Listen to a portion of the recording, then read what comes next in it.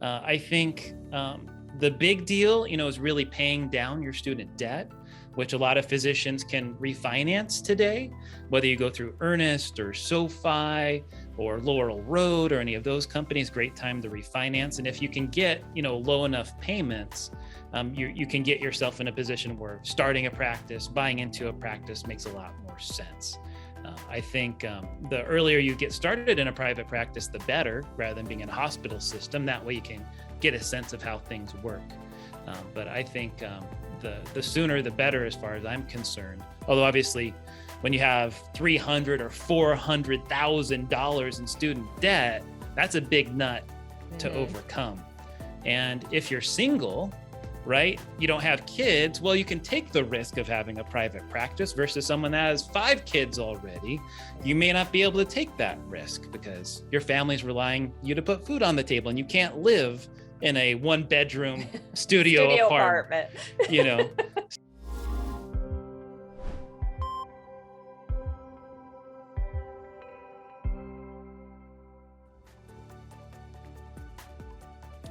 Today's episode is with David Denniston with Centurion Financial Strategies, a wealth management firm. David's company advises a lot of physicians, and a lot of them happen to be in the first 20 years of their career. My takeaway from this interview is that real estate, especially healthcare real estate with its long-term leases, many of times at least 10 years, if not more, and tenants that are not able to work remotely, is an investment to consider to weather short-term economic markets currently battling inflation, rising interest rates, and global politics. I wonder what your takeaway will be. So David, welcome to the Providers, Properties, and Performance podcast. Thank you so much for having me, Tricia. So I really enjoyed, your story about your professional path of investment management and why you focus a lot of your efforts on helping physicians build their wealth through lower taxes and debt, reducing debt, and starting their independent practice. Do you want to share that with the audience? Sure. So I really started focusing on doctors back, give you a little bit of my career path. I had been working for a gentleman, helped to grow the company from about 30 million to 100 million in assets, and really wanted to strike out on my own. So I made an acquisition that brought me all the way from Seattle to Minnesota. So, I started out in Southern California, grew up there, went to Seattle, got a little colder, a little more rainy, got to Minnesota where it's even colder. And you're going in the wrong direction. I know, right? Siberia's next or something. And so we ended up taking this huge leap of faith and acquiring clients, of which there were a few physician clients. I didn't have any physician clients before that. And fast forward a few years, that was 2008. In 2012, I'm sorry. My wife and I had our youngest daughter, and she is our little miracle girl. She was born less than a pound. She was 12.4 ounces. And so during that time, we were in the NICU for about 5 months. As she was getting bigger and getting stronger, because she wasn't able to breathe on her own when she came out, her skin was translucent. I mean, it was a very small chance that she would make it. Thank goodness she did. And so I really got to talk to a lot of the doctors and of course the nurses and all the medical staff helping us, which were just amazing in the NICU. And so I want to be able to give back. And so I started writing a few books and having a podcast. And anyone who writes books know you don't do it for the money. Unless you get some big advance within your self-publishing, like I am, it's not going to happen. So I've been really on the mission since 2012. So we're going on 10 years now. My daughter's birthday, 10-year birthday is coming up in May here shortly, to really try and serve the physician community and help them out with whether it's debt or taxes or investments or whatever. And what is your daughter's name? Evangeline Marie beautiful. Denniston. Means bearer of good news is what her first name stands for. So I met someone this week with a similar story, and they named their daughter Treasure because of, so it was nice. So for your day job, you are a chartered financial analyst. Yep. Is that correct? Yes. And the name of your company is Centurion Financial Strategies. That's right. And many of your clients are residents, fellows, and attending physicians in the first 20 years of their career. So why do you focus on that market? Well, I think number one, those are more the people more likely to listen to the podcast. So, those are the people more likely to come.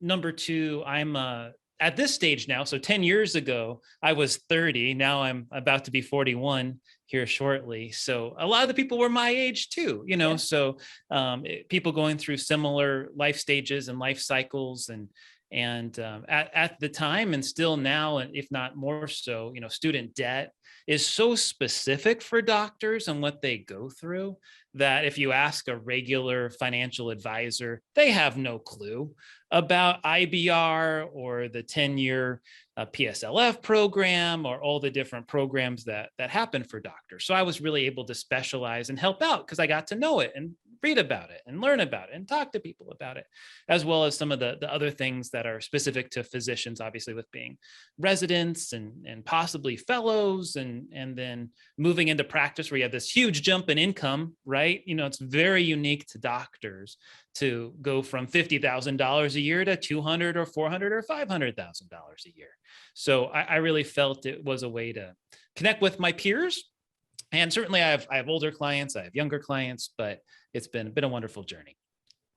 So I've interviewed other people that have helped physicians with their finances. So I wanted to focus on this episode more on the current market and, what physicians should be looking at, as they look, as these interest rates are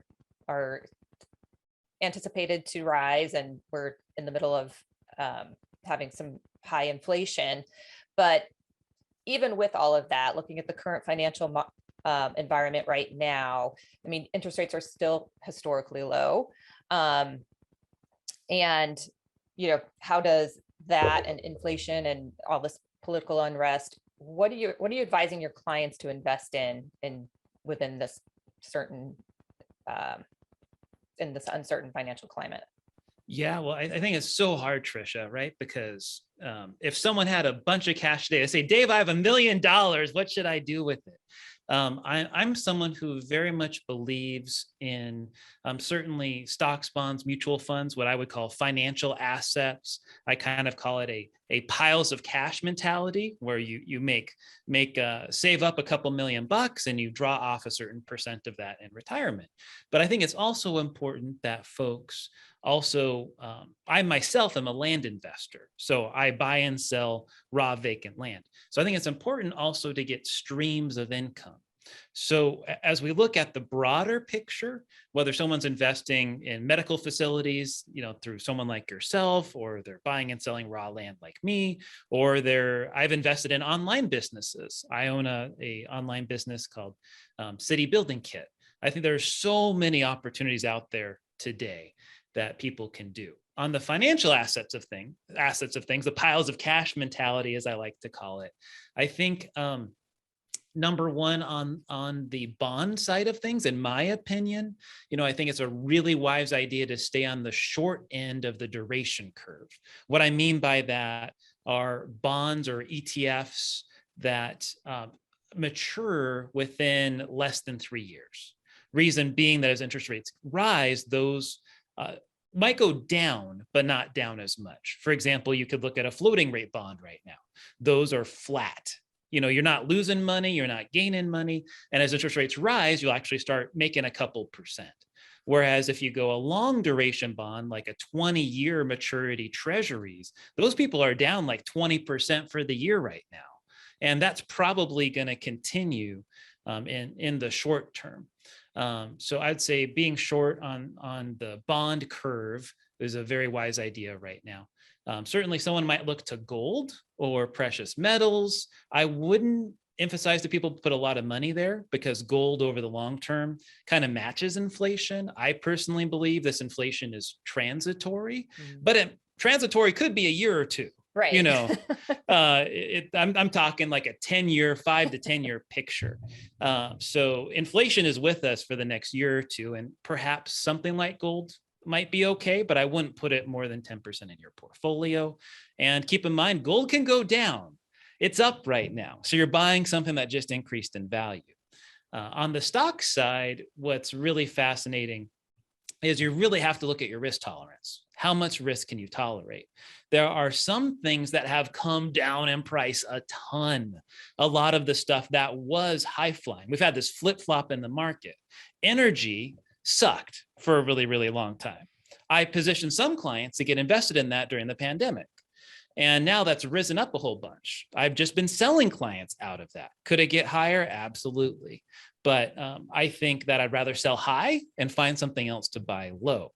So if your risk tolerance is high enough, you could consider something like tech stocks, for example. You could look at indices like NASDAQ as a common index, for example.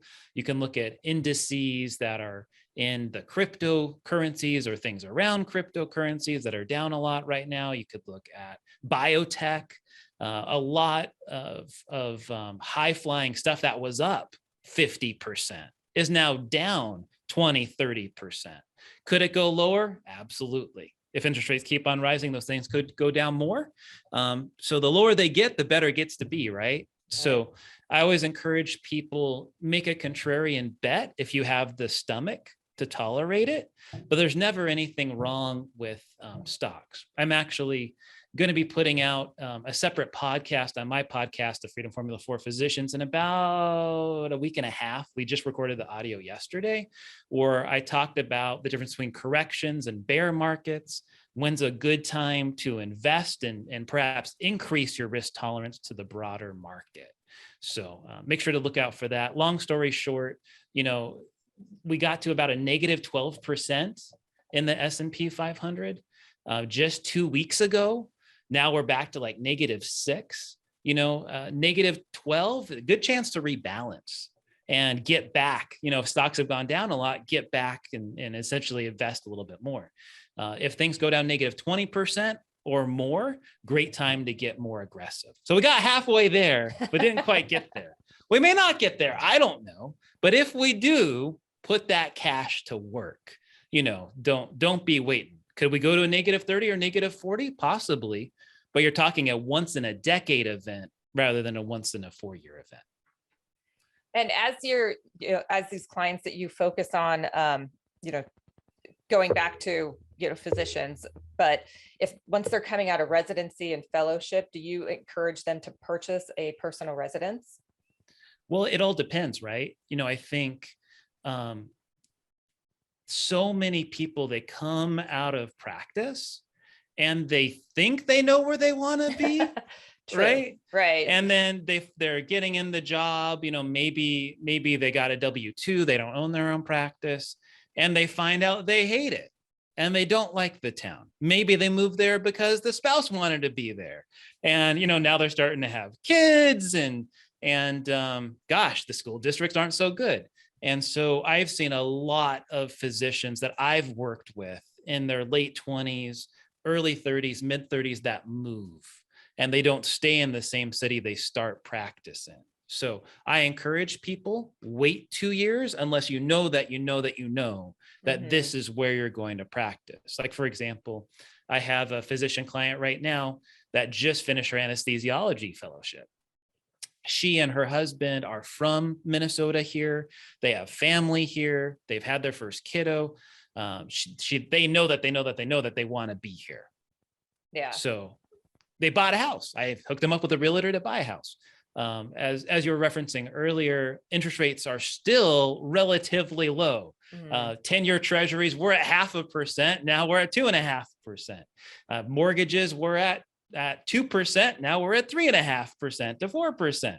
Well, still relative to even 15 years ago, you might have been paying 6% on a mortgage. So that's still stinking good in the long term. Yeah.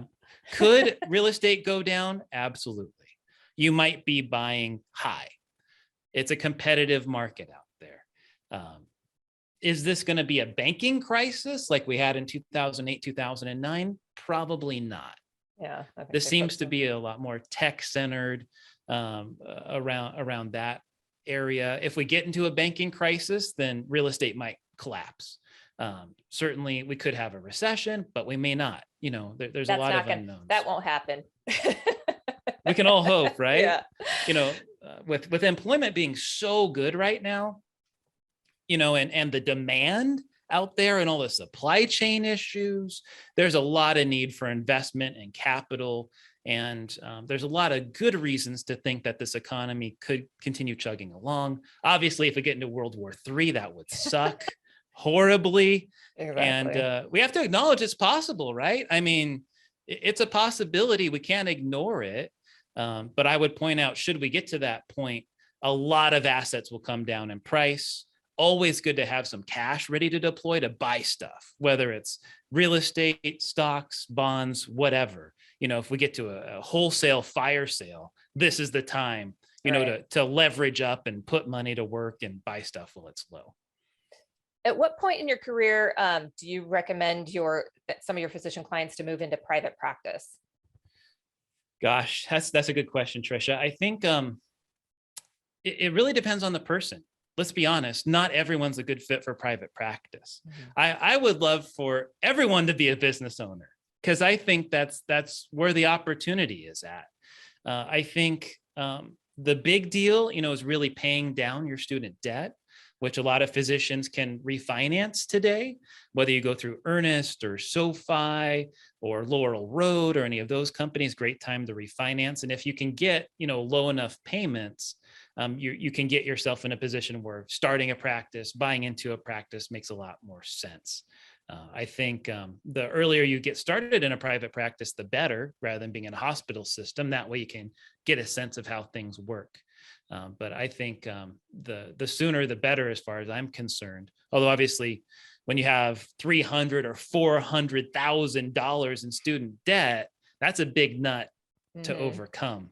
And if you're single, right, you don't have kids, well, you can take the risk of having a private practice versus someone that has 5 kids already.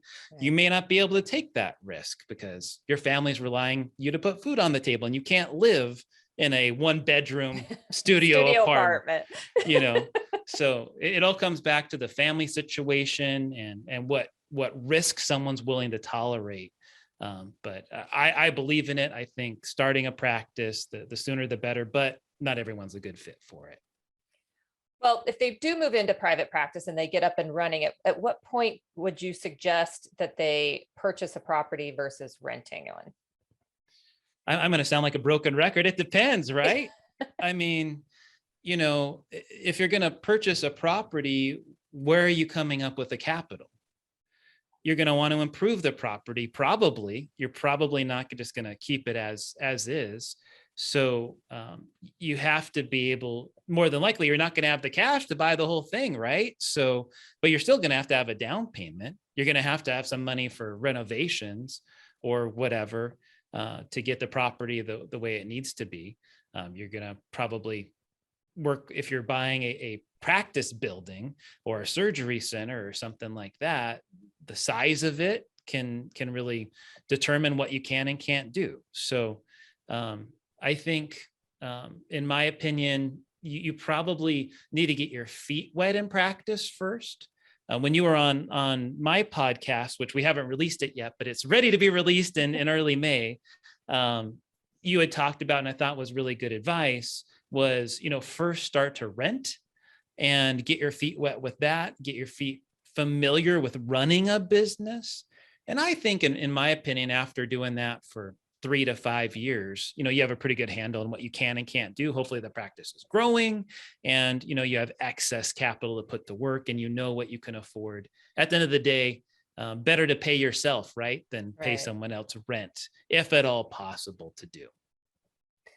And, when they start thinking about purchasing a property, obviously it depends on the supply and everything like that, but do you help them with, so if they come to somebody like myself and, we have some numbers, do you help them understand how those numbers affect their business, or how do you counsel them?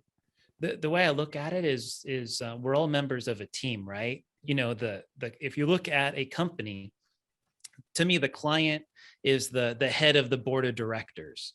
and we're essentially on the board with them.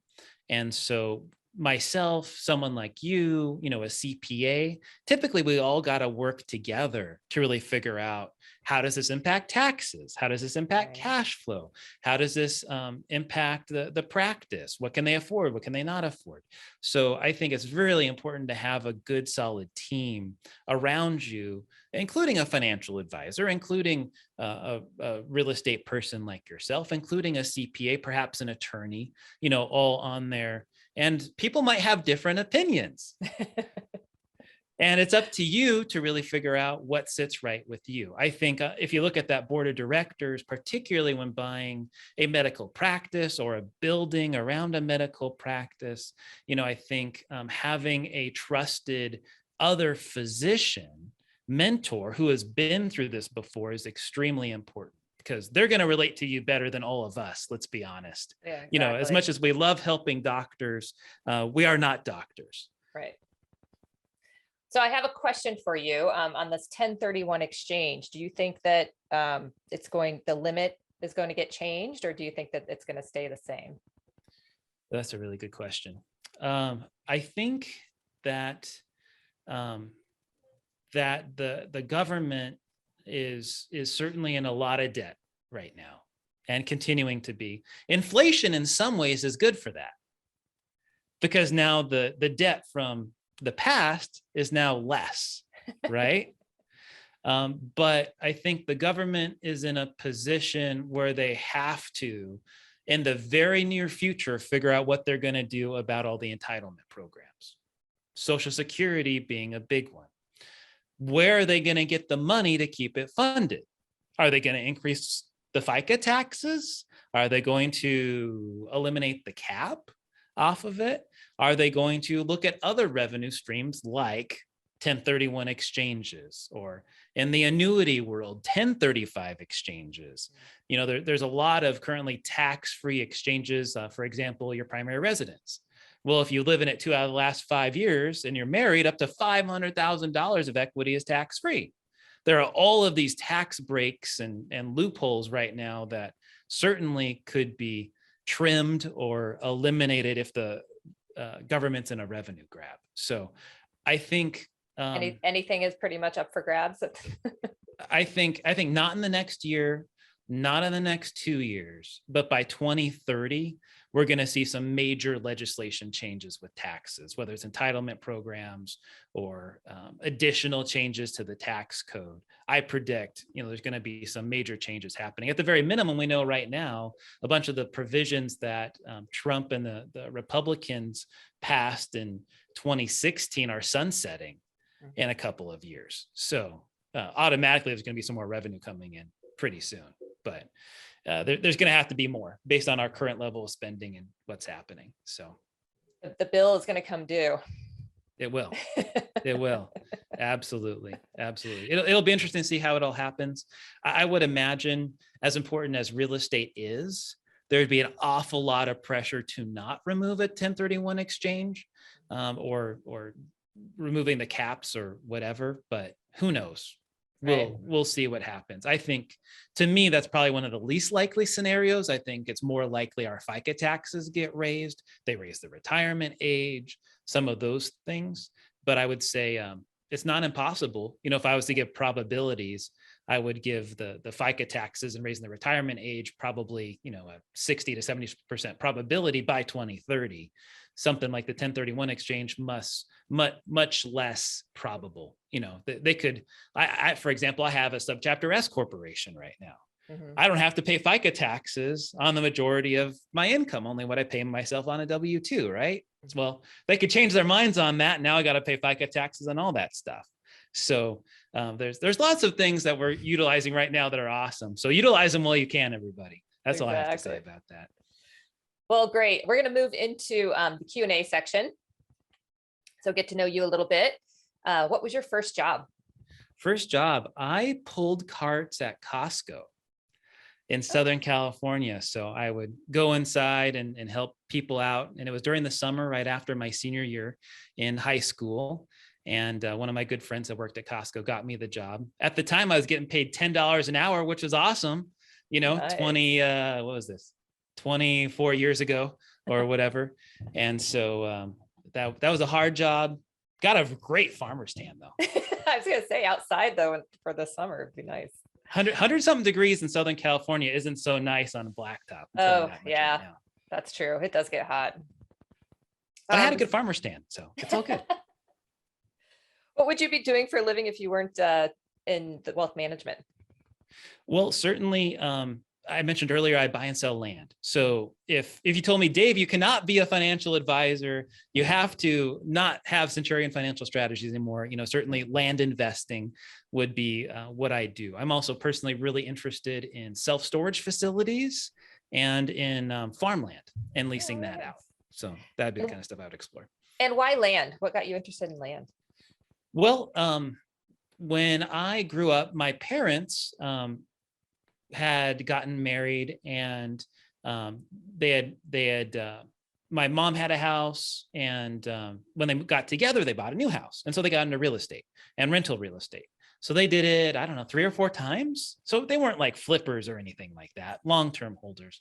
And so I had helped them manage one of their properties in Washington when I was up there for college. And we had a tenant that worked for the Navy. And this was during the second Persian Gulf War. And he went off and trying to get rent. And this was the budding of the internet, right? This is like 2000, 2001 when this was happening. And it was just a pain to collect rent. And so I got burned out on that because the guy serving our country, I was like, oh, this is such a pain. I felt bad. You feel like a jerk for asking someone to pay, but you got a contract, right? And you got a mortgage and you got to pay the mortgage. So I was a bad property manager. But in college, I had a finance degree, and I certainly started my financial advisory career all the way back in 2002, and really have always had a knack for numbers. And you got a little bit of my career journey to where I started my podcast in 2012. Well, I had a guest come on in 2017, Mark Podolsky. He goes by the Land Geek. And he started talking about buying and selling land. He started talking about 300 to 600% rates of return from buying and selling land. And I was like, this sounds like BS. I can't believe this stuff. Which, to be true, honestly, those rates of return are inflated. That's kind of a raw number, but you got to take out some expenses. But it's not unusual for adjusted returns to be like 100 to 300%, which is still really stinking good. For no maintenance and for no maintenance, just paying property taxes.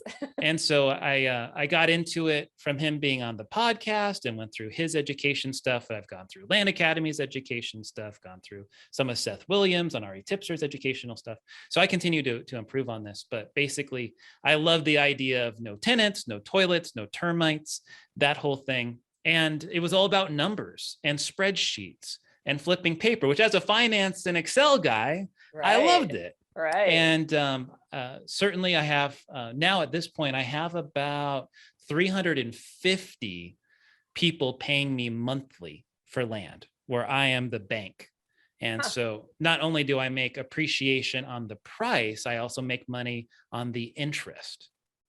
So, and I have cash flow now to the point that assuming nobody defaults, which people do, and certainly if this economy gets bad, more people will default. But generally, I'm probably at about the point where I have about $60,000 a month in payments coming in.